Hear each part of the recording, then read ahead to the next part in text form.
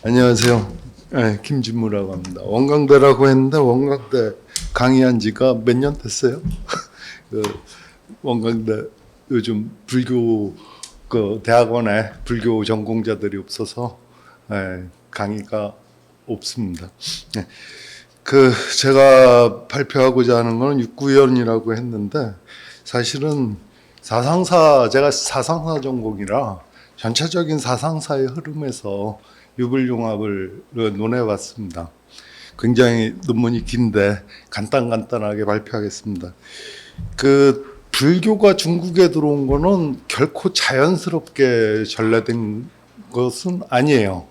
예, 그 중국은 이제 이하 지방이라고 해갖고 그 자기네들 북쪽에 수렵을 주로 하는 그러한 소수민족들이 훨씬 싸움을 잘하잖아요. 그래갖고 농경 사회를 이룬 중국을 보호하기 위해서 일종의 정원 훈련으로 이하 지방을 제창을 합니다.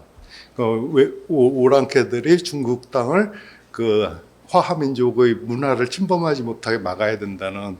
그래갖고 불교가 그 이하 지방 때문에 불교가 자연스럽게 전래돼도 불교가 퍼지는데 결정적인 장애를 받습니다. 그런데 갑자기 동안 황제로부터 갑자기 불교를 국가 사업으로 역경을 하면서 강제적으로 민중에 이식하려고 애를 써요. 그 이유는 하나뿐이죠.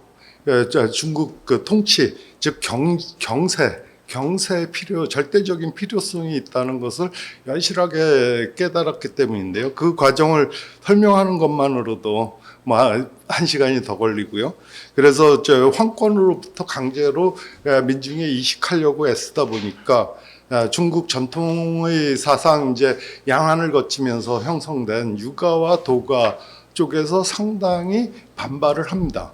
그래서 그 과정에서 이제 불교는 살아남기 위해서 유가와 도가에 결국 융합하려고 하는 그런 그 노력을 굉장히 많이 기울이죠.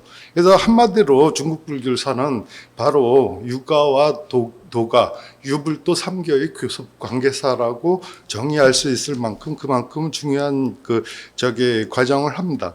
그 61페이지 그 세 번째 단락이에요. 이 가운데 불교와 유학의 교섭 관계는 바로 중국의 불교가 전래된 초기로부터 발생하여 남북조 사회를 거치면서 유불융합의 기본 틀이 형성되었고 수대에 걸쳐 당대에 이르러서는 오히려 유학자들이 유불융합을 제창하였고 유불도 삼교 일치론까지 출현하게 되었습니다. 커다란 사상의 틀로부터 말하자면 불교가 유가로부터 영향을 받은 것은 불성론의 출현이라 하겠고 다시 그러한 불성론의 탐구는 유가의 심성론에 영향을 미쳐 심학과 이학을 출현하게 하였다는 것입니다.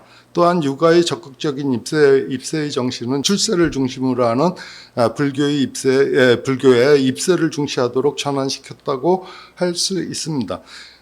그래서 이러한 과정을 사상사적 입장에서 간략하게 살펴봤는데요. 62페이지에 보면은 불교가 전래된 것은 서한의 무제에 의해서 서역 교통로 실크로드가 개척되면서 노타임으로 들어옵니다. 중국 땅에. 그런데 그게 이제 중국 역사 속에 등장하는 것은 바로 동안 시기에 갑자기 등장하게 되는데요. 그 동안 시기에 바로 모융의 모자 이홍론에서부터 이제 유불융합의 단초들이 나타납니다. 모융은 원래 유학자였고요. 유학자였는데 이제 불교에 귀의하자 유학자들이 유학을 배신했다고 그렇게 비판을 하자 모자 이용론을 찬술했다고 얘기를 하고 있습니다. 그래서 모자 이용론에 보면 37개 질문에 이제 불교를 하나하나 설명하는데요. 그 과정에 전부 유가 전적 시경이나 서경 등의 그런 유가 전적들을 전적으로 이용하여 답변을 하고 있는데요. 거기에 이제 그 왜 그렇게 하느냐에 대한 얘기를 목마른 자는 강을 기다렸다 마시지 않고 굶주린 자는 커다란 창고를 기다렸다 먹지 않는다. 돈은 지혜로운 자를 위하여 설하고 변설은 말 잘하는 사람을 위하여 통하고 그런 깨달은 자를 위하여 전하고 이런 식견이 있는 자를 위하여 밝히는 것이니 나는 그대가 유가전적의 뜻을 알고 있기 때문에 그 내용을 인용한 것이다. 만약 불경의 말로 설명하여 무의의 요체를 이야기한다면 이는 장님에게 오색을 설명하고 귀머거리를 위하여 오음을 연주하는 것과 같다라고 설명하고 있습니다. 실질적으로 이로부터 이제 유불융합의 단초를 열었다고 할 수 있습니다. 그 이후에 남북조 과정을 거치면서 62페이지 하단에 보면요. 주공과 공자는 바로 불이고 불이 바로 주공과 공자로서 대체로 내외의 이름일 뿐이다. 그러므로 황제에 있어서는 황제가 되고 왕에 있어서 왕이 된다. 불이란 범어로서 중국어로는 깨달음이다. 깨달음은 그 뜻은 물을 깨달음에 이르니 역시 맹자가 성인으로 성각을 삼는 것과 그 요지는 하나이다 등등 이러한 예들은 초기 불교 전적에 보면은 중국 초기 불전 전적에 보면은 수도 없이 찾을 수 있습니다. 그래서 근데 이제 남북조 시기를 거치고 수도에 들어가서 이제 본격적인 유불도 삼교 조화론이 출현하게 되죠. 그 대표적인 이들이 바로 이사겸하고 그 왕통인데요. 불교 쪽에서 이사겸은 불교 쪽의 인물이고 왕통은 유학 쪽의 인물입니다. 그래서 이걸 다 읽으면 너무 늦을 것 같고요. 이사겸은 어쨌거나 이사겸이 이제 유불도가 다 모두 공존해야 된다고 얘기를 하고 있어서 굉장히 유명한 말을 남기죠. 각주 7번 위에 보면요. 6번이구나. 각주 6번에 보면은 불교는 태양이고 도교는 달이고 유교는 5별이다. 라고 하여 이제 삼교 유불도 삼교를 평가하고 있는데요. 이 글은 후대에 상당히 많이 인용되고 있는 대표적인 얘기들입니다. 이사겸이 이제 불교 쪽의 입장에서 삼교 조화론을 제창했다면은 유교의 입장에서 삼교 조화론을 제창한 이는 바로 문중자 왕통입니다. 특히 왕통의 왕통의 저술인 중설에 실린 불교 역대 통제에서 인용된 글을 잠깐 보면요. 8번 각주 8번입니다. 시경과 서경 등이 성행하던 태평한 세상이 멸한 것은 중리의 잘못이 아니고 허현을 논했던 진황실이 혼란에 빠진 것은 노장의 잘못도 아니고 재계를 닦던 양이 망한 것은 석가의 잘못도 아니다. 잘못은 사람들에게 있는 것이지 그 도가 헛되어서 그런 것이 아니다라고 그런 이제 불교 그때 당시에 이제 불교가 패불도 일어나고 그런 것들을 옹호하는 글을 인용하고 있습니다. 여기서 왕통은 불교나 유교나 도교나 본질적으로 선교이고 석가, 노자 등의 모두 공자와 같은 성인이라고 주장을 하고 있습니다. 왕통은 명대 이제 불법 금탕편에 전기가 실려 있죠. 당대 들어서는 상당히 유학에서 이제 결정적인 유불융합을 제창하는 사건이 일어나는데요. 이른바 안사의 난이죠. 안사의 난은 우리가 생각하는 것보다 상당히 심각합니다. 특히 당대 양경인 장안하고 낙양을 중심으로 한 그쪽이 거의 인구가 70%가 삭감이 돼버리죠. 그러니까 요즘으로 따지면 우리가 아는 사람들 10명 중에 7명이 죽는 거예요. 그래서 안사의 난으로부터 이제 당나라가 기울기 시작하는데요. 그래서 안사의 난이 상당히 심각해서 결국은 기존에 있던 사상적 틀을 바꾸자 하는 그러한 각성의 움직임이 유불도 삼교에서 동시에 일어납니다. 사실은 육조단경의 출현도 엄밀하게 얘기하면 안사해난하고 상당히 관련이 있다고 할 수 있죠. 어쨌거나 안사해난에서 유학자들은 이제 대표적으로 고문운동하고 유불융합의 사조를 형성하는데요. 그 유불융합이나 고문운동은 전부 양숙으로부터 비롯됩니다. 그래서 양숙은 안사해난 동안에 끊임없이 피난을 다니다가 12세 때 이제 겨우 상주에 정착을 하게 되고, 그래서 그 상주에 정착하면서 형제담년을 만나고 그 당시에 최고의 유학자인 독고불급을 만납니다. 그래서 두 양반을 스승으로 삼아서 유불융합의 단초를 형성하는데요. 그래서 그 실질적으로 안사해난 이후에 그 한유나 뭐 그쪽 그 유학자들이 고문운동을 일으킨 거에는 바로 양숙으로부터 비롯된 경우가 많은데요. 어쨌거나 양숙은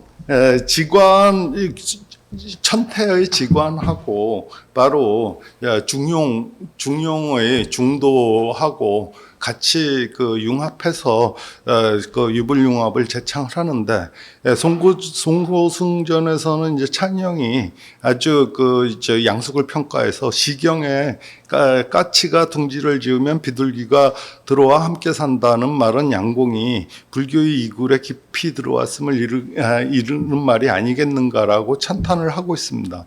이러한 양숙의 복정 명정론이 아까 석계람 교수가 또 얘기하고 이원섭 교수님이 얘기한 이고의 복성 명정론, 복성론으로 연결이 되죠. 실질적으로 이고의 스승은 한유지만은 양숙하고는 3개월 정도, 길어야 3개월이고 뭐 짧으면 한 달 정도 만났는데, 오히려 이고는 양숙을 참다운 스승으로 생각을 합니다. 그래서 이고가 그렇게 연결이 되고요. 그 다음에 당대 유학자 중에 이제 한유, 양숙, 이고 빼고 나머지 유종원, 유석도 역시 가장 대표적인 유종원, 유석도 유불융합을 제창을 하고, 유종원과 유석은 모두 육조 해능 스님의 비문을 짓고, 그 비문은 지금 선종사 연구에 상당히 중요한 자료가 되고 있죠. 그래서 당대 유학자들은 한유와 같이 극단적으로 불교를 비판하는 일이 있지만, 안사해난 이후로 유불융합을 제창하고 있습니다. 그러나 한편으로는 유학자들은 모두 불교에 대해서 견제와 비판을 늦추지 않고 있는 양면성을 보입니다. 이고 같은 경우에 약산유엄하고 굉장히 친분이 두텁면서도요, 거불죄를 끊임없이 상소를 올립니다. 불교를 좀 진정시켜야 된다. 죄를 폐해야, 불교에서 사찰에서 행해는 죄를 폐해야 된다고는 상소를 7차례인가 올리는데요. 그 이유는 그래요. 안사해난을 겪고 나서 오히려 살아남은 사람들이 죽은 자를 위해서 끊임없이 불교의 사찰을 찾아서 죄를 올리니까 국가 경제가 파탄이 나는 거예요. 사실은 그런 부분 때문에 나중에 회창법난도 일어나게 되는 원인이 되지만요. 어쨌거나 유학자들은 불교를 사상적으로 받아들이면서도 항상 불교에 대해서 어떤 정치적으로나 그런 쪽으로는 항상 견제와 비판을 늦추지 않고 있는 양면성을 보이고 있습니다.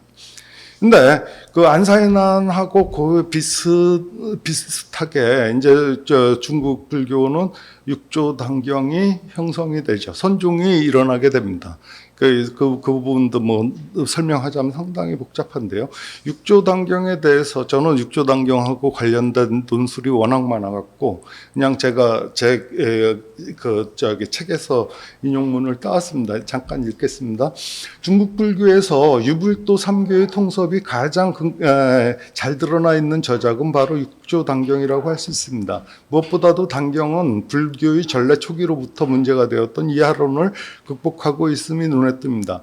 그것은 단경의 제목에서 이미 드러나 있는데, 단은 바로 수계의 계단을 의미하고 해능조사의 법어집을 경이라고 칭하는 것으로부터 해능을 경전이니까 부처님이죠. 해능은 불로 승격하고 있습니다. 그러니까 부처가 드디어 중국인으로서의 부처가 출현한 거죠. 석존 서역에서의 인도 출신의 석가모니가 아니라 드디어 중국 출신의 부처가 출현했으니까 이하론을 본질적으로 극복하게 되는 거죠. 따라서 그 제목으로부터 중국인의 부처가 출현한 새로운 교의를 시설하고 계단을 설치하니까 새롭게 수기하여 교단을 구성한다는 의미가 내포되어 있다고 하겠습니다. 또한 당경에서 설하는 불성론은 기본적으로 인성과 심성으로부터 출발하고 있는데 이러한 구도는 바로 유가 특히 맹자의 만물비하로부터 방구적에 이르는 사유양식과 완벽하게 동일함을 발견할 수 있습니다. 그렇다고 해서 사상이 동일하다는 것은 결코 아닙니다. 한편으로 당경에서 수중으로 제시하는 무념무상 무주의 산무는 노장에서 제시하는 무물무정 무대와 사상적으로 상당히 유사함을 발견할 수 있습니다. 따라서 당경의 선사상은 바로 중국화한 불교가 유도 양과의 통섭을 통하여 출현하고 하였다고 볼 수 있습니다. 당경의 성격이 이런데요. 그래서 단경에서 얘기하는 불성론은 굉장히 저 높은 곳을 향하여가 아닙니다. 본래 불교에서는 뭐 여러 가지 설이 있지만 어쨌거나 자신의 상태, 우리 인간의 그 오욕칠정의 그러한 본질적인 상태를 뛰어넘은 어떤 그 인성을 초월한 저 높은 곳에 있다고 주장을 합니다. 하지만 당경으로부터는 그러한 기본적인 구도를 완전히 박살을 내버리죠. 그래서 바로 근데 불성이 그렇게 저 높은 곳에 있지 않아야지 당경에서 얘기하는 당하즉시나 지금 이 자리가 바로 진리가 현현된 자리다. 혹은 그 당하즉시나 뭐 본래 현성 이런 것들이 실질적으로 사상적으로 가능한 그러한 의미도 내포되어 있지요.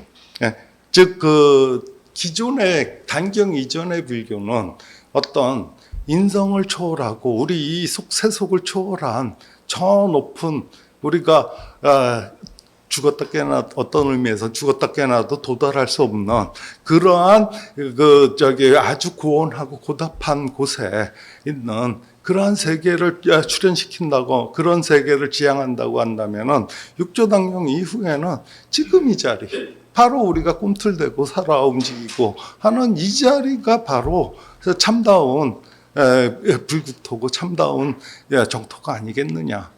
그래서 당경 이후에는 이제 송대로부터 유심정토가 일어나죠. 극락세계가 결코 서방에 있는 것이 아니라 지금 이 자리에 그대로 있다는, 그러니까 깨닫기만 하면 지금 이 자리가 바로 정토고 극락세계고 바로 궁극적인 진리의 자리라고 하는 거죠. 어쨌거나 물론 그렇게 제가 말씀드린 것처럼 그렇게 단순하지는 않습니다. 그래서 그런 내용들을 쭉 써놨고요. 근데 거기에 하나 전제 조건이 있습니다. 전제 조건이 뭐냐면 도노해야 된다는 거죠. 도노라는 말이 뭐냐면은 도노라는 것은 이제 돈이랑 남북국조 시기에 도생이 제창한 건데요. 그것도 뭐 설명하자면 상당히 복잡하지만 바로 그 도노라는 것은 이 궁극적인 진리는 나눌 수 없기 때문에 그러한 나눌 수 없는 진리는 결국은 이런 요즘 얘기하면은 홀리즘이죠. 전일주의의 입장인데요. 그러기 때문에 나와 남이 완벽하게 일체가 된 상태에서 궁극적인 자리에서 쭉 비춰보는 그러한 상태를 도노라고 얘기를 합니다. 그래서 그 도노의 입장에서 전체적으로 얘기를 하는데요. 그거는 잠깐 읽겠습니다. 특히 가장 두드러진 게 그 단경에서 정해등학입니다. 68페이지 각주 30번에요. 나의 이 법문은 정해를 근본으로 한다. 그러므로 대중들은 미혹하여 정과 해를 다르다고 말해서는 안 된다. 정과 해는 하나의 체이지 둘이 아니다. 정은 해의 체이고 해는 정의 용이다. 해에 즉할 때 이 즉자가 상당히 그 도노를 설명하는데 중요한 개념인데요. 해에 즉할 때 정이 해에 있으며 정에 즉할 때 해는 정에 있다. 만약 이 뜻을 깨닫는다면 정해를 평등하게 배우는 것이다.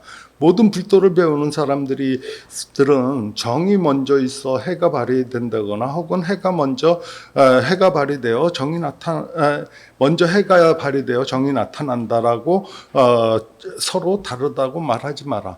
이러한 견해를 갖는 것은 법에 두 가지 상이 있다는 것이다.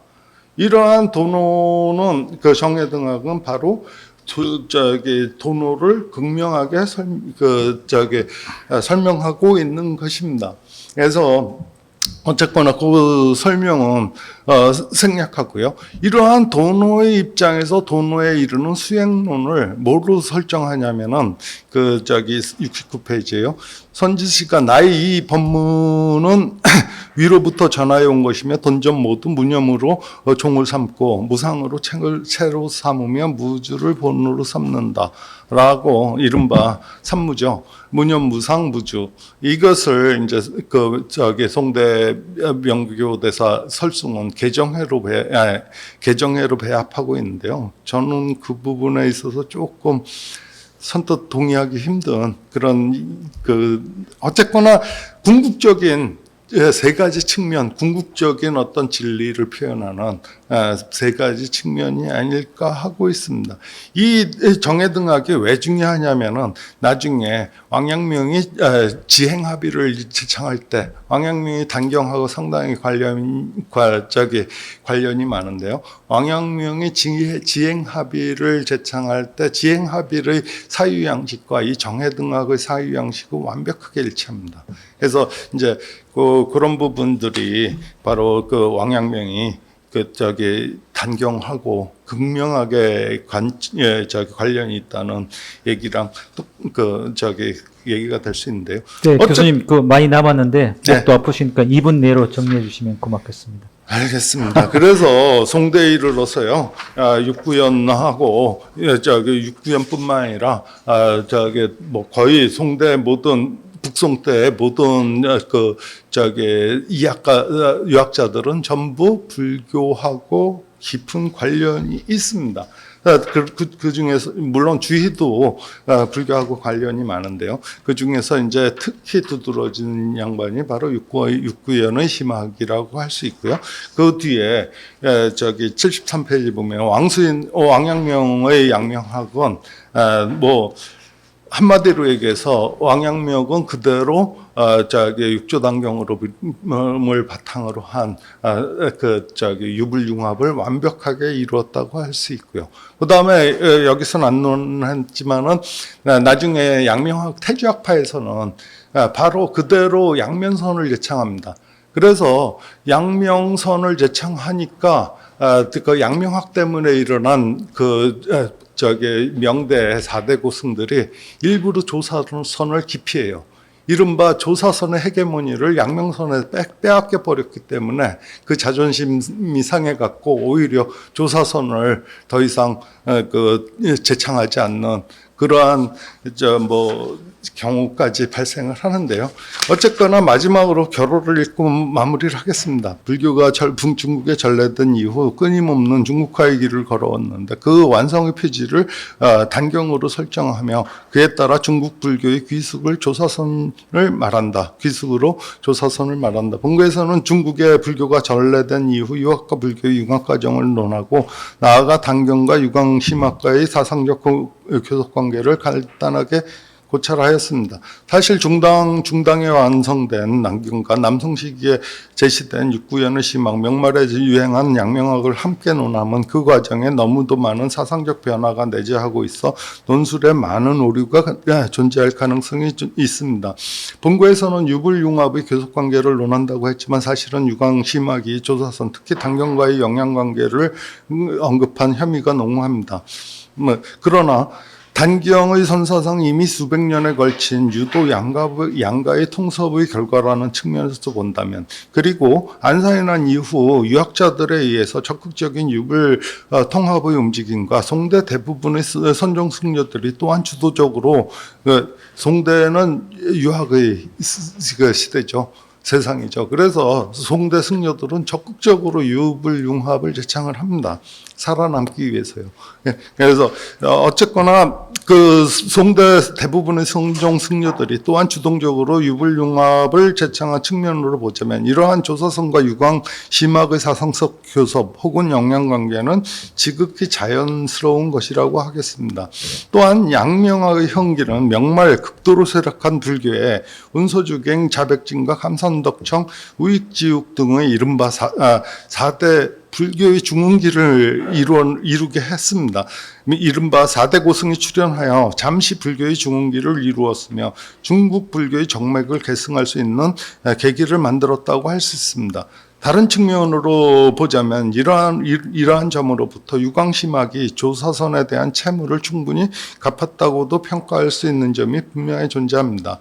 또한 본고에서는 논하지 않았지만 청대의 이름으로 억불 정책으로 인하여 명대보다도 더욱 쇠락해진 불교를 팽zek청과 같은 이학과 그를 계승한 공자진 위원 등의 공양학 등에서 불교의 맥을 끊어지지 않게 해준 것도 역시 유학자들의 공로라고 할 수 있습니다.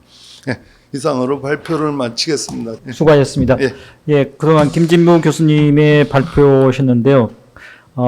이 불가분, 그러니까 이치는 돈은 분리될 수 없으므로 도노할 수밖에 없다라고는 이 대목을 대단히 귀가 번쩍 뜨이고, 이런 관점에서 성철 스님의 돈수 사상을 한번 논문을 써주시면 감사할 것 같습니다. 이 사상사적인 관점에서 중국 불교사는 결국은 유도 양가와의 교섭사라고 이렇게 정의를 해주셨고, 그래서 이게 육고연의 심학은 물론이고 양명학 역시 양명선이라고 불릴 만큼 유교와 특히 선과의 관계가 깊었다라고 하는 내용의 발표를 해 주셨습니다.